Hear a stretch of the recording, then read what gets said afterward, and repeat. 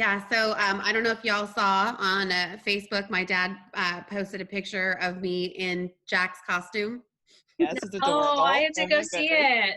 it. So cute. It's one of those inflatable ones, and it looks like you're flying a jetpack. Like, Uh-huh. My um, gosh. And like the feet were at her knees. So it was like a little guy. And so it Oh, was how really cute. Yeah. Oh, that's so crazy. funny. Yeah. Uh-huh. So at least Love it. where I read somewhere, and this might be helpful to you, Jordan, is that us parents are getting a little bit down in the dumps about.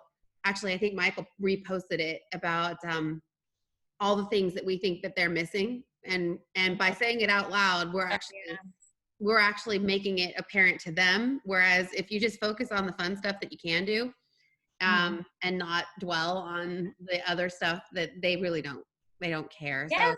So Yeah. we picked out a fun costume. He first wanted to do some horror movie costume, and I was like, no, not when we're at school. But they're still going to get to do the parade. I don't know what you guys are going to do. They're still going to do the parade. They're going to do a live stream so the parents can watch it, not come on campus. So. Oh, good. That's nice. Yeah. Yeah. So anyway, we are super excited to be kind of expanding our weekly interview circle this week and bringing in a nationally recognized speaker, Sondra Price.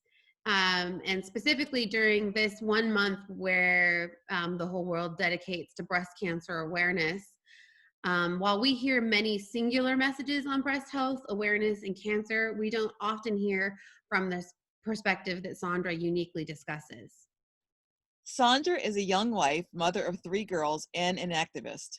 Sondra co-founded the website BS Breast Cancer, a website geared towards creating education, support, and empowering breast cancer patients and their families. She has been interviewed for several publications, podcasts, and videos, most recently a feature on Now This that went viral.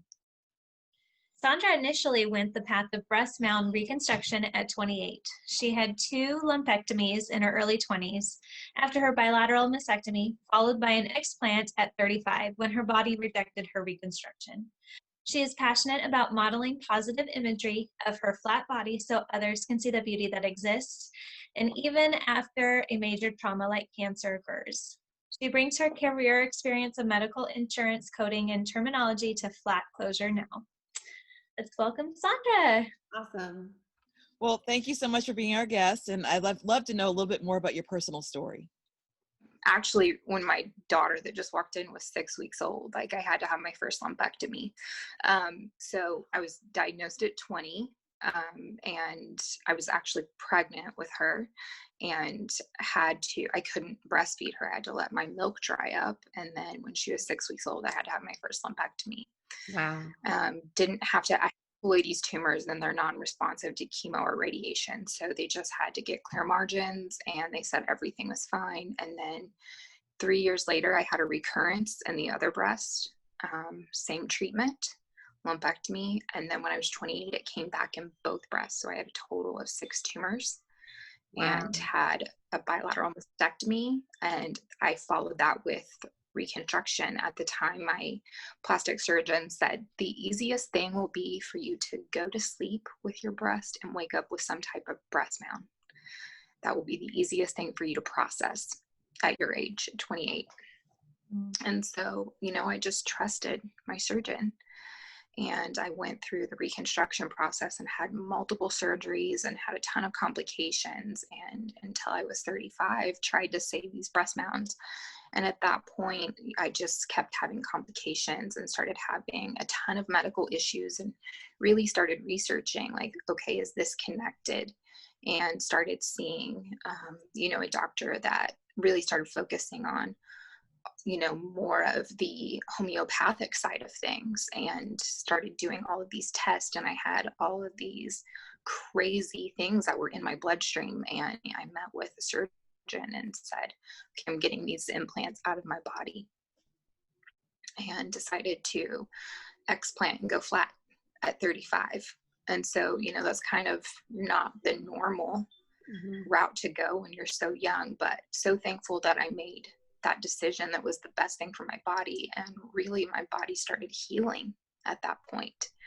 And after that, I did the Grace Project photo shoot like 3 months later. And it was so empowering to, you know, just take these photos of me with no breast and have this moment of like coming back to myself. And I remember the day after I had my surgery, I unwrapped the bandages and I sent the picture to my best friend. And she said, "How do you feel?" And I said, "Like me again." Oh. Because for that whole 7 years I had those implants in, I struggled to look at myself in the mirror. And it was just this disconnect of like this knowing that what was on my chest wasn't mine. And so it's so crazy that, you know, these surgeons are saying this will just be a speed bump in your life. And, you know, we'll replace what was lost to you through cancer. And, you know, it's like just all of these things that surgeons tell you that are just not true, because they don't know, they've never been through this experience. So they're just saying to women like, we'll just replace what was lost, you'll just be like brand new. And they don't know. And so for me, I had that experience. And so, you know, I always say to Melissa and like the rest of the FCN team, it's a different experience for a woman that just went flat from the beginning versus me that can speak to women who are contemplating like going through the reconstruction process of having breast mount versus going flat from the beginning, because I had both of those experiences. And being able to say, I struggled for those 7 years. And, you know, you just have to do what's right for your body. And we've had women that went flat and then decided to go through the breast mount reconstruction process. And I always stand in this place of, you just have to take the next right step for you, and everybody's journey looks different. And we will support any woman and any choice that she makes. Flat's not always the right choice. Breast mount reconstruction is not always the right choice. But we're here to support any woman in any journey that they take, because nobody's journey is the same. And it's just about honoring each individual. And so my journey is one that led me through breast mount reconstruction to flat. And, you know, so it's just about empowering each individual woman. That's awesome. And after that, after I posted the Grace Mound, the Grace Beauty project photo, that's how I got joined up with Emily and Melissa, and we started coming together and forming Flat Closure Now. Great. Well, that actually is our next question, is how you got connected with our good friend Melissa. She works with us and we just love her, and I know she is very passionate about this project, and we're just curious how you guys got connected. But it sounds like it was after your journey. Yeah, so we were all kind of on these individual journeys. And I'd been in the breast cancer community for a long time, because I had breast cancer, at 20. And by the time I went flat, I'd been in the breast cancer community for 15 years, just on a different path. And so I had been on Twitter actually for a long time and had amassed a following of thousands and thousands of women. And, knew a lot of other women, but I got in the flat community around the same time that Melissa did. And we met Emily, and we were in a different group. And then around the same time, Emily made Flatties Unite, because the group that we were in just really wasn't very supportive. And so we were like, okay, we need to come over to another space and just really have like a supportive group. But we were all doing like our own thing. So I had a blog that was like all encompassing of breast cancer, because my journey isn't one that is just specifically about flat. And I do that with a partner who has breast mount reconstruction.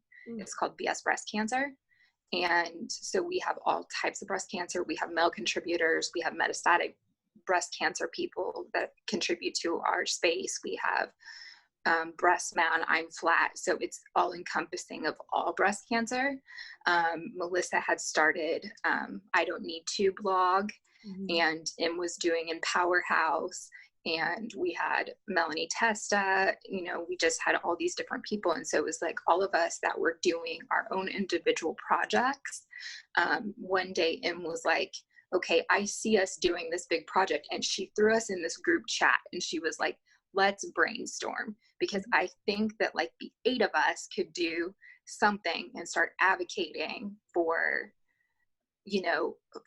flat and like it being this beautiful, viable option. So let's start brainstorming and coming up with something for our community. And at the time, it didn't have a name. It was just like, you either have breast mountain reconstruction or you have nothing. It's just, it didn't really have a name.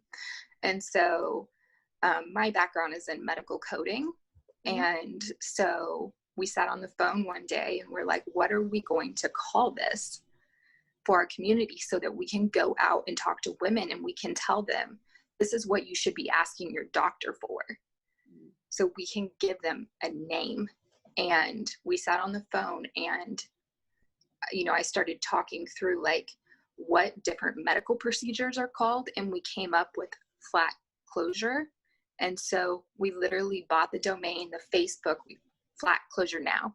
And we literally went in our groups and we started saying, go into your doctor and ask for flat closure. Yeah. Because it's a closure, it's a type of closure. And so women just started going out and saying to their doctors, I want a flat closure. And we started building this website, and Em and I spent months designing the flat closure website. And we launched it in 2018. So we're coming up on the 2-year anniversary in December of launching the Flat Closure Now website.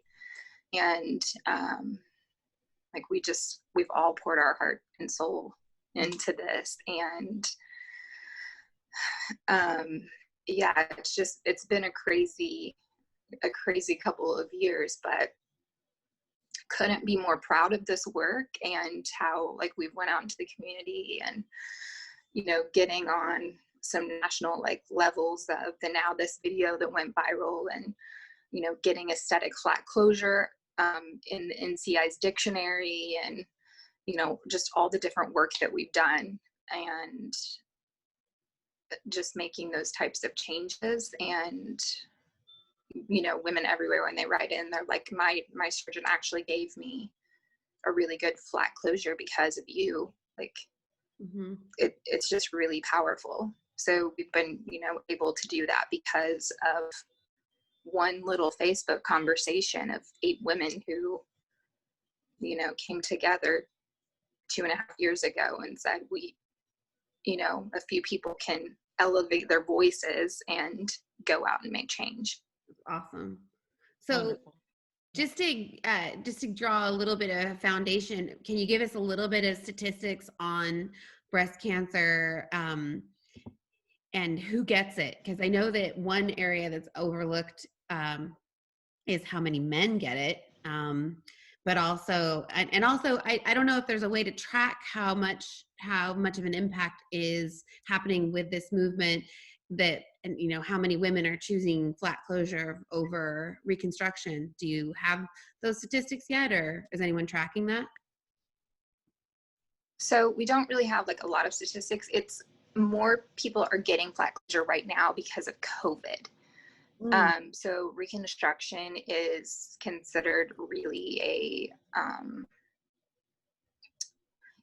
like they're delaying it right now because of COVID, because it's an elective surgery.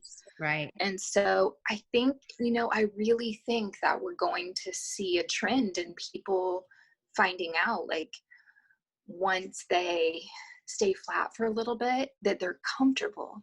And I think that we're going to see an upward trend in it becoming more of, we know that like 50% of people that have a unilateral mastectomy stay flat. We do know that. And I think it's like roughly 25% of women choose a bilateral mastectomy that stay flat. But I think we're going to be seeing an upward trend after COVID, because it is an elective surgery right now to have reconstructive surgery. And, we know a high percentage of reconstruction fails. Yeah. So, but back to your statistics, 1 in 883 men get breast cancer too. and Wow. 1 in 8 women in their lifetime are going to develop breast cancer. Crazy. Wow. Yeah. So be high. And I mean, like in 2000, in 2020, that's going to compute to about 42,000 deaths of breast cancer in women. Oh my gosh. Wow. And we hear all these statistics every day about the current crisis, but it's one of those Right. things that it gets buried. I think, you know, it has peaks and valleys of awareness. It needs to be awareness all the time. So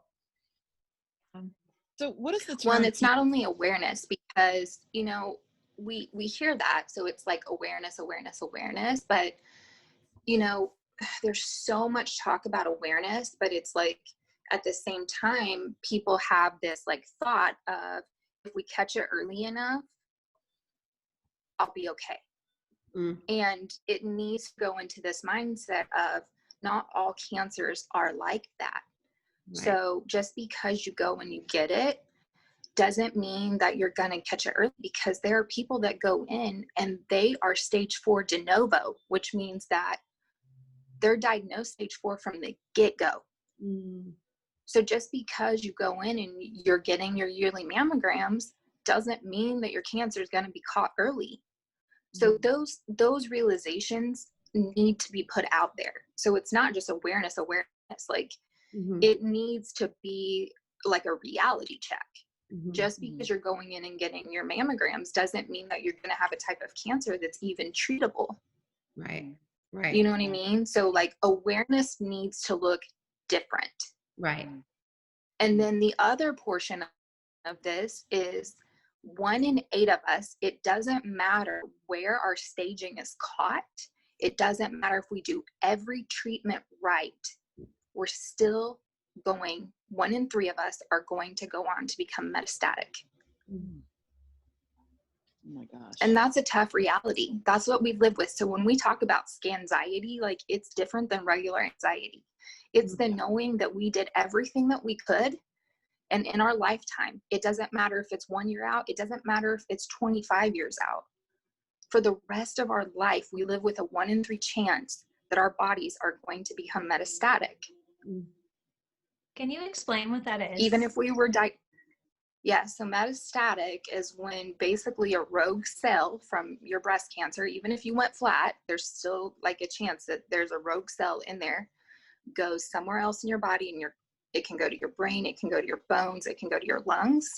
And that means the breast cancer traveled to another organ and the cancer went there. So it's not cancer of the bone, it's not cancer of the brain, it's actually breast cancer that has traveled to another organ. So when they do that biopsy, it's going to actually be breast cancer in that organ. Interesting. I don't think I've ever had that explained, and we hear it so often on like commercials and stuff like that. So yeah, totally. So what does the term pinkwashing refer to?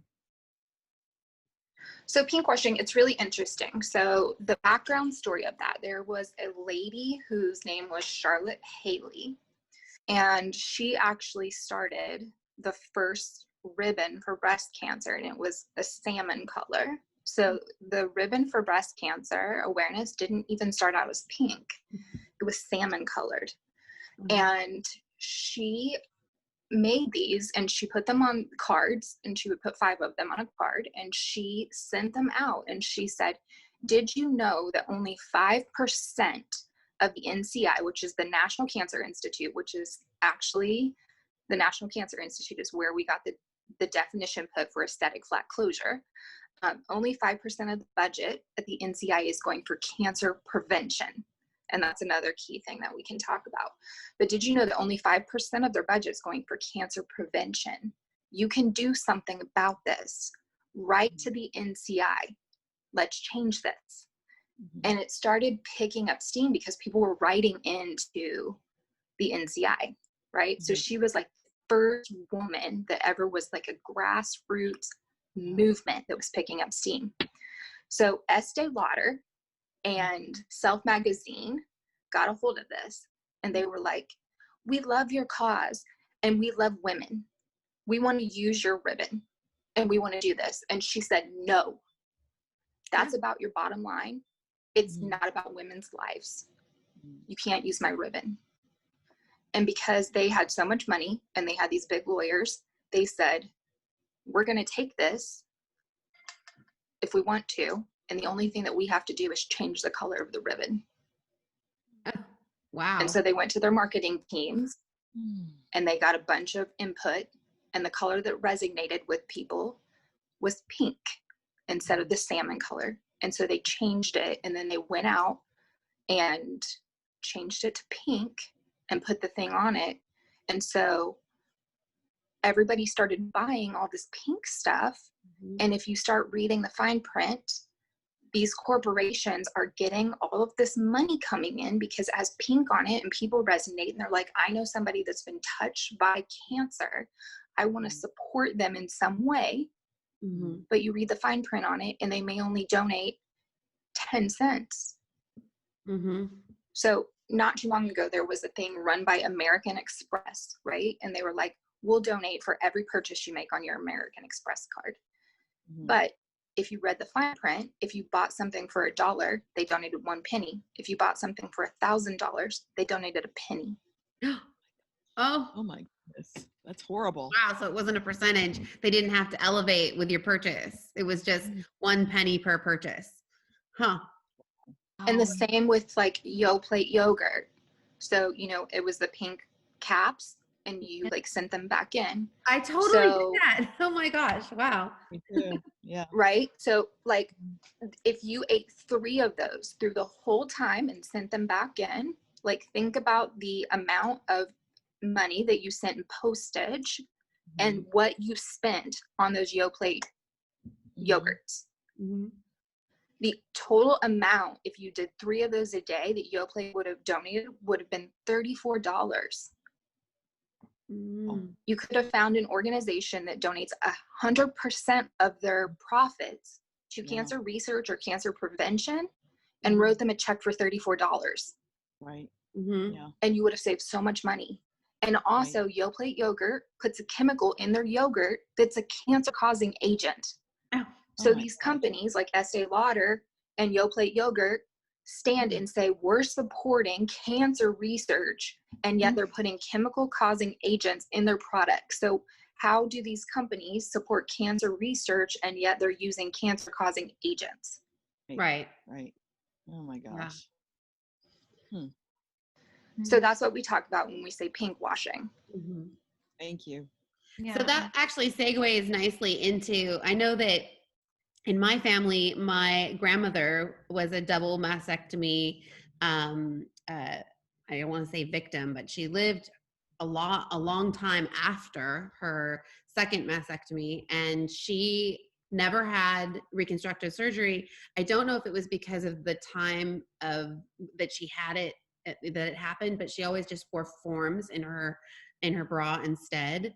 And I know it was very hush hush. She never wanted to talk about it. It was always very, there was a stigma around it. So that's why it makes me so proud of Melissa and your efforts, because I feel like if she was going through the same thing today, that she'd be, empowered by all of that we're talking about today and all that you're doing. So thank you for that. And then I know that because my mom is the daughter of a breast cancer survivor, she likes to donate to a cause, especially when someone is going through that specific thing. And I know she's donated in an area that probably didn't have the best net benefit. So how does someone find legitimate and possibly even local organizations to donate to that are doing work that actually can help real breast cancer patients? So just my thing would be always do your research, like always ask questions. And, one of the things is always like every single time you go to a cash register and they're always like, do you want to donate an extra $1 to this? Like always ask the question is like, where's that going to? Where's the money going to? Where's it actually going to? So always ask questions, always do your research. And then on top of that, if you don't know, ask a cancer patient. Because chances are if they're involved in a nonprofit, they know the answer. Yeah. And, for cancer patients, I would say, especially breast cancer, there's a good organization called Think Before You Pink. That's great to get your information from. And then on our front, MetaViber is great. Like 100% of their profits go to cancer research. And how do you spell that? MetaViber? META. MetaViber. Okay. So like Survivor with Meta. Because they're all because they're all like it's run by metastatic breast cancer patients and their spouses. Got it. That's fantastic. And the Susan Love Foundation, she was a surgeon for a long time and she quit. And a documentary that is amazing to watch is the Pink Ribbon Inc. And it talks about this, like pink washing and like the feel good stuff that like Susan G. Komen did, and which is crazy to me because her sister died from metastatic breast cancer. But the amount of money that she's brought in, and she says like all this stuff goes to research, but where does it actually go? Right. We don't know what research companies it actually goes to. Right. But it talks about that. So it's like, and Susan Love is actually in it, and like why she walked away from operating, because it's talking about how can we stop breast cancer if we don't know the causes of it. Right. So we're getting into like the preventative areas, because if we don't know the causes of breast cancer, we need to start looking at preventative stuff to figure out what the causes of it are. Right. That's where we need to be going into that portion of research. Right. So. And also they can donate to Flat Closure Now, right? Because you are a nonprofit that furthering absolutely that message. That's awesome. So Flat Closure Now, because we're furthering the message on specifically going flat and getting those resources into surgeons' offices. So that's awesome. Well, that's the work that we're doing behind the scenes to help women, making this choice and getting that education out there to them. So educational resources are great on that front, and then helping research. Awesome. Because as women are getting diagnosed, they need the actual information to help them make these choices. Yeah. That's fantastic. Well, we really appreciate you coming on and chatting with us today and giving us so many more perspectives on this subject. Definitely. Yes. Thank you for having me. Yeah. All right. We will sign off and hopefully we'll get to meet you in person one of these days. So yeah. Hopefully. Hopefully I'll be able to come out for Melissa's birthday. Oh, that would be awesome. Perfect. That'd be fantastic. Yeah, let's get together. All right. Thank you so much, Sondra. Thanks, Sondra. Bye. Bye. This is Ashlea Boyer, Jordan Hamm, and Shannon Bowdey with the Pismo Beach Homes team.